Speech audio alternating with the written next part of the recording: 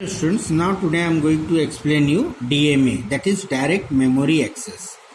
Direct memory access, DMA, is a mode of data transfer between the memory and the IO device. That means the data transfer between from memory to IO device. This happens without the involvement of the processors.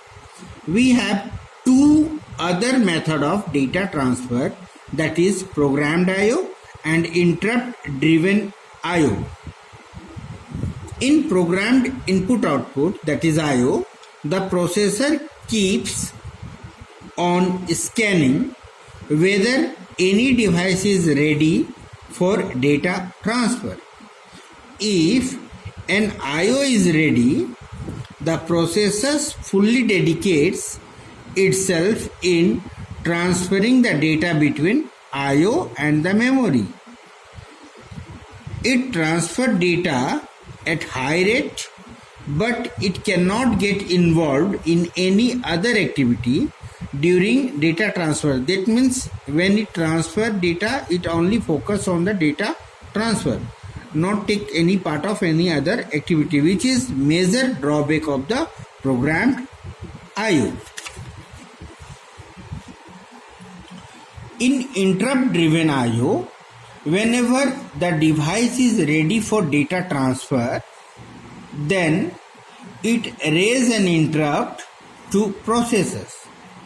Processor completes executing its ongoing instructions and save its correct state. It then switches to data transfer, which causes a delay.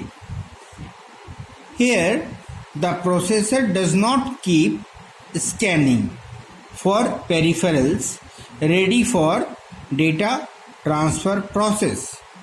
So it is not an effective way of data transfer. The above two modes, that means the programmed IO and there is two programmed IO and interrupt driven IO.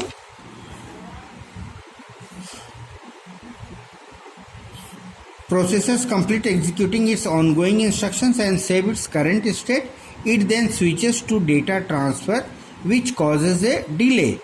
Here, the processor does not keep scanning for peripheral ready for data transfer process. Mind it. So it is not an effective way of data transfer. The above two modes of data transfer are not useful for transferring a large block of data. But the DMA controller complete this task, that means it transfer the large block of data at a faster rate and also effective for transfer of large data blocks.